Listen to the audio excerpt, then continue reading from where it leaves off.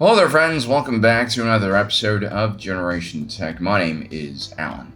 Policing as a social function is as old as history itself, ever since Caveman Bob first smashed Caveman Fred with rock on head and then stole Caveman Fred's wife and dragged her back to his cave. In antiquity, in small tribes and villages, people essentially policed themselves. Elders, family members, or councils enforced the rules and kept the peace as a necessary side hobby. When you have small, isolated communities, like, the Tuscan Raider tribe or a farming village, oftentimes the fear of being kicked out of the group is enough to make people obedient and avoid antisocial behavior. But as communities grew larger and more complex, turning into settlements, towns, kingdoms, and eventually nations, the methods of keeping order had to evolve as well. The social contract that guarded small communities disappeared as more people, more diversity, more wealth is involved. There's a reason why some introverts really like the bustling noise of megacities, like Coruscant. You get a sense that you're never alone, but you can also keep to yourself and not have to worry about your neighbors keeping tabs on everything you do. And so what started out as informal self-policing eventually gave way to semi-professional watchmen, constables, and guards, and eventually to the fully established police institutions we recognize today. And just like the societies they serve, policing has always been really messy and controversial and constantly evolving and adapting to the situation they face. Central to the issue of policing are the power dynamics at play. Too much authority and unchecked power, and the police become tyrannical, as we see in the Empire. But if we go in the other direction, tie the hands of law enforcement, then we get a different type of tyranny, one created by lawlessness and criminal institutions who grow to such a large size they begin to enforce their own type of rule, like in HUD space. At the core of this issue, it's not just laws and institutions, it's actually individual emotions like fear and fear. The same fear that the Jedi warn you about, and the same fear that drives the Sith and dictators to be so cynical and hateful and mistrustful of their fellow man. It's fear of crime, but also fear of tyranny from the police. Fear of your side losing control. Which side you are on this debate heavily depends on your personality type and also the experiences you've been through. And unfortunately, the loudest voices in this debate are oftentimes individuals who are only concerned with their own side of the fight, or individuals who are traumatized and overweight their own experiences over the needs of wider society. Now, what makes Star Wars so useful in the debate about policing and a lot of controversial issues is that it has some pretty interesting concepts we don't have here in real life, such as the importance of science fiction. It takes something real from our world like policing and stretches it into the future, into space, or into some alternative realities that creates distance. That distance helps us explore otherwise controversial or uncomfortable ideas. The hope is that we can remove ourselves from our personal biases and experiences and be more objective.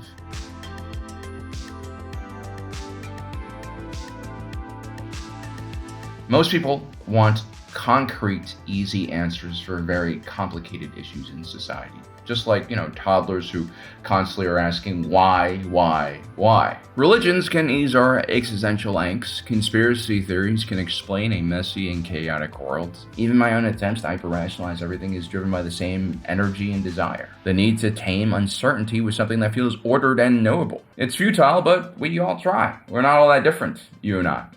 And I'm also very envious of, my father's generation. There's so many older men who just seem to be calm about everything that's happening in society. And maybe one day I'll be wise enough to be like that. But yeah, sometimes it's just nice to not have to think about things deeply, not have to worry, especially when it comes to security needs. In Star Wars, in the Galactic Republic, the people came to an arrangement with a much higher authority to protect them, the Force. Early on in the Republic's reign, the political leaders approached the Jedi Order with gifts of credits, prestige, and even large plots of prime real estate in order to lure the Jedi to their capital, where they hopefully could establish some type of security presence and protect the Republic from the many dark dangers lurking in the dark corners of the galaxy. You see, the Jedi were powerful. They wielded the Force, an almost magic-like energy field that gave them the ability to not only physically defeat most enemies, but also gave them the power to read people's minds and potentially de-escalate otherwise dangerous situations with minimal violence and injury to all parties. I understand why the Republic wanted the Jedi instead of just normal people policing everything, because, normal police officers don't have super abilities that give them a huge advantage over criminals. Instead, police officers rely on their training and equipment and are oftentimes facing civilians who are, in terms of physical power or access to weapons, their equals. That fragile parity breeds fear.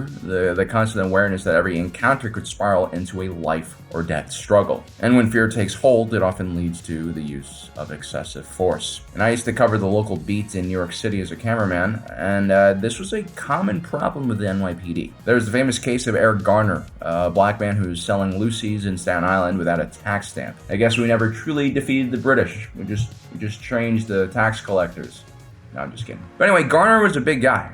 Not violent or scary. He was described by his community as a teddy bear-like character, and he was a president-loving father of 6 children. But as you larger men probably know, when you have a big frame, it doesn't matter how gentle or soft-spoken you try to be, people are going to be intimidated by your size. And in the case of Eric Garner, 4 police officers were unable to restrain this man, and so they used chokehold, which unfortunately led to his death. In his last moments, while on the ground, Eric Garner repeatedly yelled that he couldn't breathe. The police, despite outnumbering Garner, was unable to de-escalate the situation and control it. When you wrestle with someone with a gun attached to your hip, it immediately escalates the situation into, again, a life or death struggle, and fear can create tragedies like this. And I think this is what is so appealing about having superheroes in society. Superheroes like the Jedi, to police everyone. There's this sense that the Jedi were very skilled and able to de-escalate situations with minimal force. Even when being shot at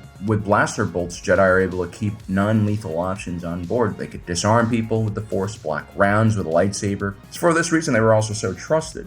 There is no fear when you have complete control over a situation. You don't need to choke a person out. You don't even need a firearm when you have the Force. This is why, as a society, we like the idea of superheroes, the people who can protect us from violent criminals, and equally as important, afford to not be brutal in the pursuit of justice. And it's for this reason the Jedi were seen as infallible, which was a problem in itself, because the Jedi were not perfect individuals. They just had superpowers. This belief that the Jedi were superior from a moral standpoint came from the fact that the Jedi were indoctrinated and conditioned from a very young age. In order to protect the rest of the galaxy from their powers, the Jedi, in a sense, enslaved their own members. The Jedi Code and system were terrific at hiding the underlying psychological and personality issues of the average Jedi Knight, but as things became more chaotic in the late Republic era, and the Jedi were forced onto the battlefield in increasingly morally challenging positions, they too cracked under the unrealistic expectations forced upon them. They too also cracked to fear. The truth is, there are no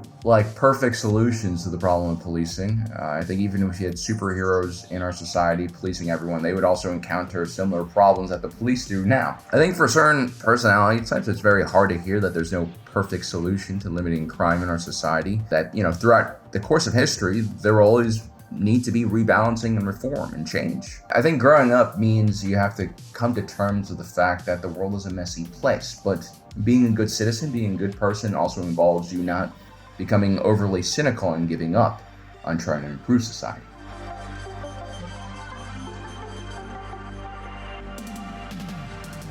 And if you take a look at law enforcement agencies in more urban areas like Coruscant or Duros, we have a very dense and diverse population that makes policing more challenging and complex. We see the use of droid patrol officers, and this makes sense to me.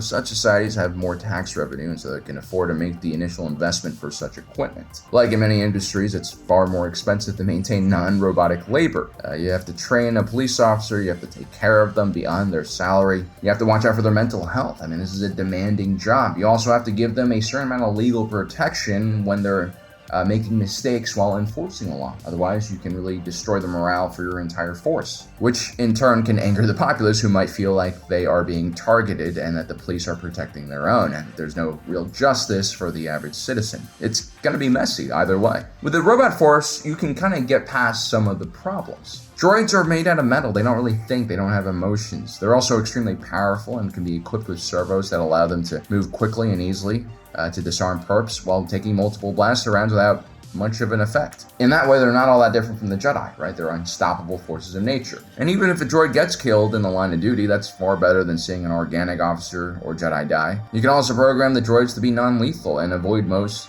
cases of police brutality. As terrifying as the image of gigantic robots patrolling the streets, like what we see in Andor, I would argue that in some ways the people would be much safer. Well, as long as the people programming those droids aren't sadistic, ISB officers. There was another case I covered when I was working in New York City, and it happened in one of the housing projects in Brooklyn, where there's a lot of crime and drug activity, and so the New York Police Department actually started doing foot patrols inside of the buildings, which in hindsight is kind of crazy if you think about it. Patrol officer Peter Liang was carrying out a vertical patrol through the stairwells of one of these buildings, and he reached an area where the lights had been turned off, and as a result he had his gun and flashlight drawn. The officer accidentally discharged his weapon, and the round ricocheted off of a wall and struck Akai Gurley, a young black man who was just minding his own business and walking up the stairs from below. He unfortunately was also a father, and he died from his wound. Neither Akai or Peter were actually aware of the other's presence. Officer Lang later admitted that he was nervous and afraid, as the building was notorious for drug activities and crime, and because the light was out in the area he was checking, he was,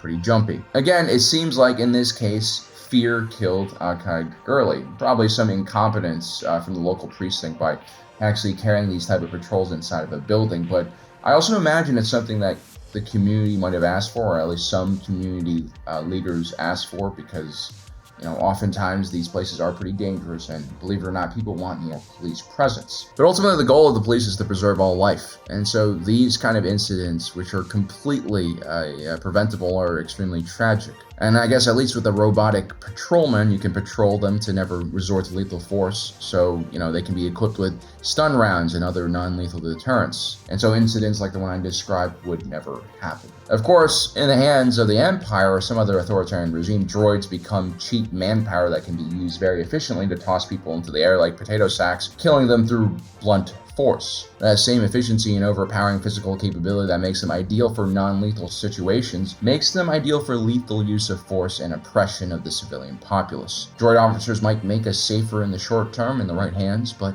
there's a real risk of mission creep where the responsibilities gradually expand beyond their original purpose, eventually creating an automated police state that can be very oppressive. And how these droids are designed matters. A droid with a protocol brain like C-3PO might be better for patrolling, as they can understand almost every language, they can reason and have discussions and provide service. In America, when other services are defunded, usually those responsibilities are handed to the police officers, and therefore police in many districts are given too much responsibility. They have to handle traffic stops, they have to give people directions, they have to do mental health checkups, and they also have to stop violent crime. A security bot with a protocol droid brain might be better suited for that wide range of responsibilities. But if you take a look at the Empire's K2 series, it seems like they have a very limited type of combat droid brain inserted into the chassis, which creates murderous intent and misunderstanding. It's also very intimidating seeing a large gray robot towering over you. I'm sure Tarkin was involved in that design choice. Now, if you take a look at the droid inspectors used by the Coruscanti police, they're far less intimidating to look at. And that by design creates more ease amongst the civilian populace and decreases the likelihood of escalation.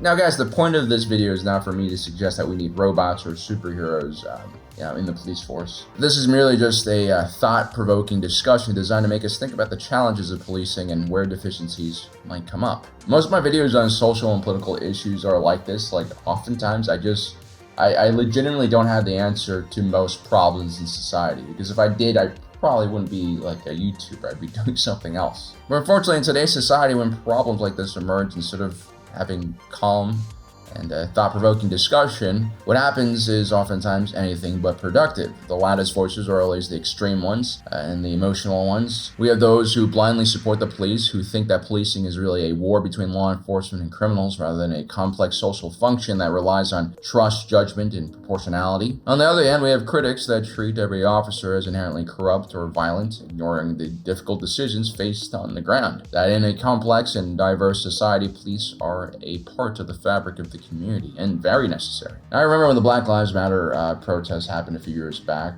and it was actually a very confusing movement that was made up of a lot of smaller groups that had different concerns and different ways of addressing the issues at hand. I remember in my city there was a protest as well. It wasn't really a protest, it was more like a gathering. And the city I live in is very diverse. There's a lot of immigrants, hardworking people. And what happened was the police and the Black Lives Matter people met at City Hall. They were very respectful. They stood side by side. They listened to speeches from both law enforcement and activists. And there was no looting, no violence. It was a very peaceful, almost music festival kind of vibe. And yeah, I felt really proud of the city I lived in. And I think I actually think this is how things are like in most parts of the country. I think the media likes to paint things otherwise. But then again, across the river from where I live in New York City, there were violent protesters or riots. I had an office in Midtown where they set a dumpster on fire right in front of the door for some reason. And the sad thing is, a lot of these protesters were not New Yorkers. They were from out of town. They had no connection to the city. They just came to vent kind of emotional buildup, I guess. And yeah, I've seen this at a lot of protests that I've covered. A lot of just emotionally imbalanced people. I also remember specifically after the Akai Gurley incident when Peter Lang was arrested that the Chinese community came out to protest because they, quote, believed that were Peter a white officer, he would have been let off without charges. As a Chinese American, hearing that made me cringe a little bit. I understand where they're coming from, but again, I don't think that kind of discourse helps. Too often when things are too close to home and tragedies affect us personally, we give in to fear, hatred, all those horrible emotions that the Jedi warn us about. It makes it impossible for us to take a step back and look at why these tragedies are actually happening. If the police continue to operate without impunity, without reform, without checks on their power, it makes it even harder for the police to continue doing their job. I mean, how many police officers quit every day because they feel constant hostility from the population they're patrolling? How many police officers commit suicide because of the unrealistic expectations and responsibilities given to them? The idea that the police are being besieged by criminals and the populace entrenches the pro-police community in a very, I think, negative way. Only by stepping back and understanding why this relationship looks like this can proper reform and change be created. On the other side of the spectrum, we had individuals who wanted to defund the police as if that would solve the issue of police brutality. It's clear that the police are given far too much responsibility in most of our communities, and they don't have proper training and enough manpower. Historically, especially in the South during the Reconstruction period, divestment from Black communities, including the removal or underfunding of essential services like police, fire, and schools, were often used as a deliberate strategy to weaken and destabilize those communities. The truth is that the solution to all the policing issues in the United States require more thought, more respect from both sides. We really do need to find common ground because this is an issue that impacts all of us. We need to focus on the root issues that cause crime and police brutality rather than focusing on the social issues. I mean, most divisive political issues can and should be solved in this way, but I work in the media. I've worked in the media and now I'm an influencer, so I understand how the YouTube algorithm works. Everything in the information space right now is designed to make you fearful and not trust your neighbors. And it's a huge problem because the reality is most people are kind, most people are good. They want to be given an opportunity to be nice. A lot of the incidents that you do focus on as a person who consumes media are usually like straw men. They're the worst examples of human society and they're blown up into huge proportions. That's just how the information space works. It's just our primitive minds can't handle that kind of information. So we're struggling as a society, and it's extremely sad to see. Ultimately, there's so much common ground that we all have. If you take a walk outside and actually interact with people in person, you'll find that people are probably much nicer than they used to be in many ways. And so in this way, I have to begrudgingly admit this Jedi idea of not letting your emotions control you is probably a good idea. And it's probably the last time you'll hear me say something positive about the Jedi. Anyway, guys, I hope you enjoyed today's video. Don't forget to subscribe and hit that notification button down below so you don't miss on the rest of our awesome content. My name is Alan, reminding you that my allegiance is to the Republic, to democracy. I'll see you next time.